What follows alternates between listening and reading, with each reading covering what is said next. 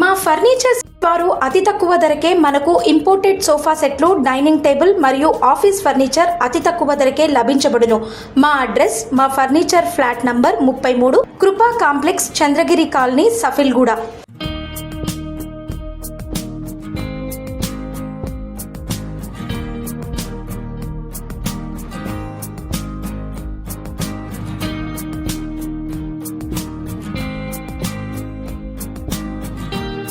నిన్న స్వయంగా మీరు కళ్ళారా చూసినారు. ఈ భారతదేశంలో ఉన్న చట్టాల ప్రకారం అంబేద్కర్ మహనీయుడు రాసినటువంటి రాజ్యాంగం ప్రకారం ఆర్టికల్ 3 ఆయన పెట్టినాడు కాబట్టి అంబేద్కర్ గారి పుణ్యమాని మనకు తెలంగాణ రాష్ట్రం వచ్చింది.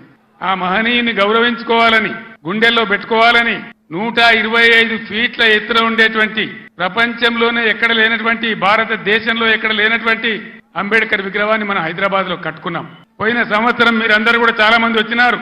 బ్రహ్మాండంగా దాన్ని ఆవిష్కరణ చేసుకున్నాం. కానీ నిన్న అంబేద్కర్ జయంతి, ఆ విగ్రహం పెట్టిన తర్వాత జరిగిన తొలి జయంతి, ఈ లిల్లీ పుట్టగాల ప్రభుత్వం ఏం చేసింది? అక్కడికి గవర్నమెంట్ పోలే. ఆ మహనీయులంతా హిమాలయ పర్వతమంతా ఎత్తున్న విగ్రహానికి ఒక పువ్వు పెట్టలే, ఒక పూలమాల పెట్టలే, అంజలి ఘటించలే. అనేక రాష్ట్రాల నుంచి ప్రజలు వచ్చినారు చూడడానికి. వాళ్ళ కనీసం మంచినీళ్ళు ఏర్పాటు చేయలే, గేట్లు బంద్ చేసి తాళాలు వేసినారు. దీన్ని ఏమంటారు? అహంకారమా? కండకావరమా? ఏమనుకోవాలి దీనికి? అజ్ఞానమా? ఎవరు పెట్టిన విగ్రహమే కదా, మనం ఒక విగ్రహమే పెట్టుకోలే. ఆయన పెట్టిన ఆర్టికల్ 3తోనే తెలంగాణ వచ్చింది కాబట్టి రాష్ట్ర సెక్రటేరియట్ కూడా, సచివాలయానికి కూడా అంబేద్కర్ మహనీయుని పేరే పెట్టుకున్నాం. విగ్రహం కాడికి పోలే. మరి ఆ సెక్రటేరియట్ ఎందుకు కూర్చుంటున్నారు? సిగ్గు లేకుండా కూర్చుంటున్నారా? అది కూడా అంబేద్కర్ పేరు మీదనే ఉన్నది కదా.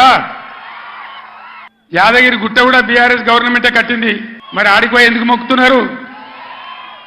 ఎమ్మెల్యేలు ఉండే క్వార్టర్లు కూడా బీఆర్ఎస్ గవర్నమెంటే కట్టింది.